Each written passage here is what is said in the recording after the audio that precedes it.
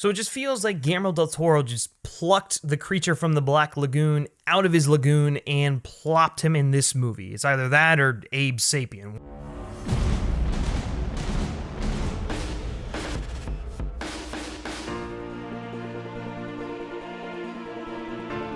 What is up, everyone, and welcome to Men vs. Movies. I'm Griffin, as always, and today I've got another little early review for you. How about that? Yes, today I'm going to be reviewing The Shape of Water, Guillermo Del Toro's new film. Like I just mentioned, the movie is written and directed by Guillermo Del Toro, the mastermind behind Pan's Labyrinth, Pacific Rim, the Hellboy movies, and more. And the movie is starring Sally Hawkins, Michael Shannon, Doug Jones, Octavia Spencer, and Michael Stuhlbarg. And so The Shape of Water takes place during the 1960s in Baltimore. And the movie does very much have a Cold War aesthetic to it, which helps you become more immersed. And the film follows Eliza, who is a mute. She lives on her own, and her best friend is her neighbor who's significantly older than her. And so she doesn't really do a whole lot during the day, but come nighttime, she goes to work at this government science facility where she is essentially a maid with Octavia Spencer. And when this mysterious aquatic creature from South America is brought in to be experimented on, her entire world is changed forever as she begins to develop this unique bond with him that eventually blossoms into a romance. And that's basically all I'm going to tell you. I don't want to give a whole lot away because the trailers are actually quite good at keeping the secrets out of the film. Now, if you've been paying attention to any of the film festival circuits, you'll know that this movie has been getting a lot of buzz. The question is, does it live up to all of the festival hype that it's been getting? And I have to say that for the most part, yes, I think it does. Guillermo Del Toro deserves all of the praise he's been getting for this film, and especially Sally Hawkins. So enough chit chat, let's dive into this thing and start talking about it, starting with the positives. So the biggest positive with this movie right off the bat is hands down the acting. The acting across the board is phenomenal. These are truly some of the best performances I've seen all year, and it all starts with Miss Sally Hawkins. Sally Hawkins is tremendous in this movie. She 100% deserves all of the accolades she's been getting, all of the praise, and she will most definitely be nominated for Best Actress come the Academy Awards. The thing that I loved about her character is that there was an innocence to her that really you couldn't pinpoint what exactly it was about her. Maybe it was the fact that she couldn't talk, but the way that Sally Hawkins conveyed this innocence was just beautiful. It was really beautiful. And I think the thing that Sally Hawkins was able to do so well was just emote using no dialogue, only her face, only her eyes, every other tool in her arsenal except for dialogue because she is a mute. And the way that she's expressing how she's feeling through the sign language and her body movements is truly powerful. It's moving. You feel her pain, you feel her anguish at certain moments, and you feel why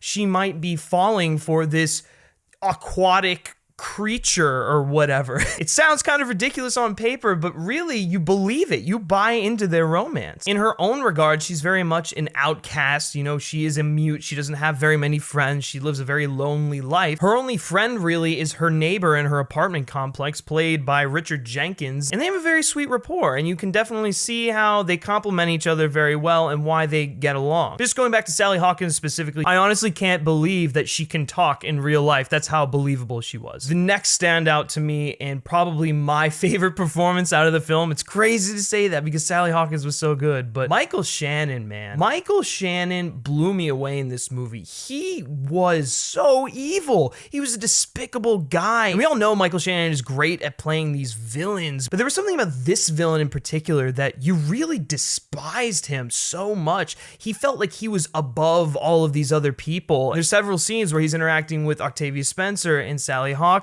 and you can see how he's kind of condescending towards them. And it's just little interactions like that which really build up this nefariousness surrounding his character. And by the time we get to the end of it, you're definitely wanting him to meet his end. I'll actually probably be comparing this movie a lot to Beauty and the Beast because it is very similar, but Michael Shannon's character was almost like the Gaston of the film. Very egotistical and full of himself, and yet he has his own flaws that he's not willing to acknowledge. So those are the two standout performances, but I just do want to give a quick shout out to Richard Jenkins. I found him to be quite good, and as I mentioned earlier, his rapport with Sally Hawkins was very great, considering the fact that she could not speak. The next positive here is Guillermo Del Toro's direction. I mean, What else can I say? Guillermo Del Toro just has a way of crafting these movies, making these worlds that you believe. He immerses you in everything, and the production design in this movie was so authentic. It really felt like you were in the 60s. And he knows how to use all of these little details to create an atmosphere that is believable, slightly fairy tale-esque, but it feels like it could happen. And like I just mentioned, it feels fairy tale-esque. Well, this movie is crafted like a fairy tale, a very real, a dark, twisted fairy tale, not like those Disney stories that you're used to watching, but a more adult fairy tale, if you will, much like what he did with Pan's Labyrinth. The man just knows how to take the vision that he has in his head and present it to the audience on screen in probably the exact way that he has imagined it. I'm gonna be shocked if this movie doesn't at least get nominated for Best Production Design at the Oscars. The next positive I have here is the story. A lot of people are gonna go into this movie expecting a more mature version of, say, Beauty and the Beast, and while that's not too far off from what you get, I have to say for a good majority of this film, it felt very unconventional and very Del Toro. I would actually say the first half of the movie up until a certain point that I don't want to get into because it could be spoilers, but if you've seen the movie, you probably know what I'm talking about. I would say that whole chunk is my favorite part of the film because it feels so unique, so different,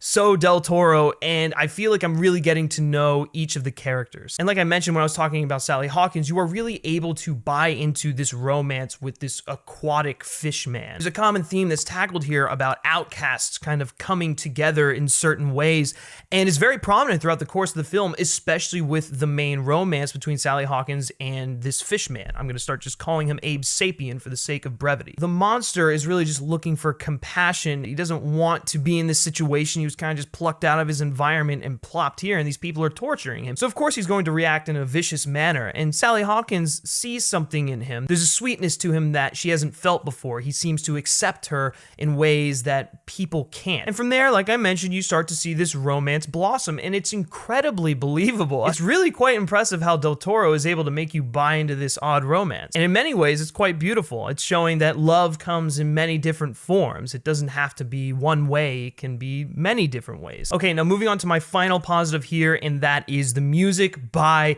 Alexander Desplat.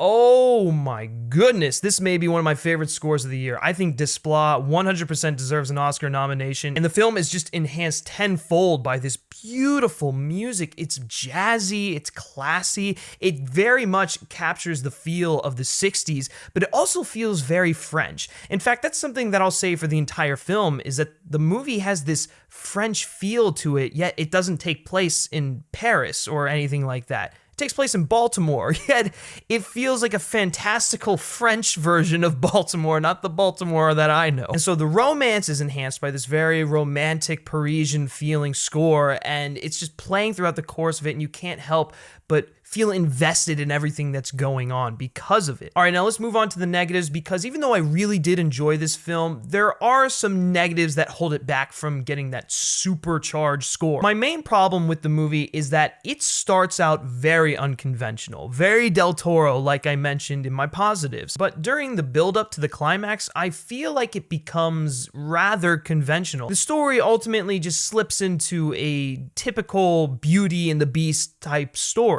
And while that's perfectly fine, I didn't feel like it hindered the overall movie. It was a little bit of a letdown because of what they were setting up in the beginning. I was expecting something different to happen, not just a falling in love kind of narrative that panned out the way you probably expect. That's not to say it's not beautiful and that I wasn't charmed by the end of it, but you know, I just was expecting something different from Del Toro. And really, that's my only negative with the movie. I think it is a beautiful film that deals with love in many different forms. Sally Hawkins is incredible, 100% should be nominated for Best Actress, and Michael Shannon, man, if he doesn't win Best Supporting Actor, I'm going to be a little disappointed. I know that Willem Dafoe is gaining some ground, and I've yet to see The Florida Project, but as of now, Michael Shannon is my pick for Best Supporting Actor. Guillermo Del Toro just knows how to craft these fantastical films that have magic to them, that make you believe in the magic of movies. And that's the best thing that I can say for this movie, is that it transports you to another world that you are immediately immersed in. I just wish that it became less conventional as the movie went on. And so with all that said, I'm ultimately going to be giving The Shape of Water Armored Up.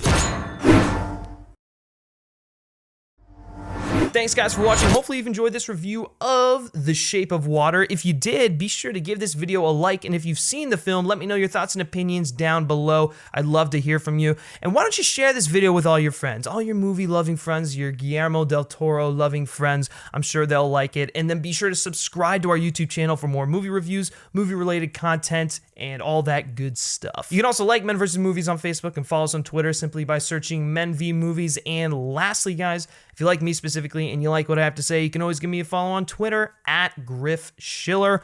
All right, that'll do it for this review, guys. And until next time, take care.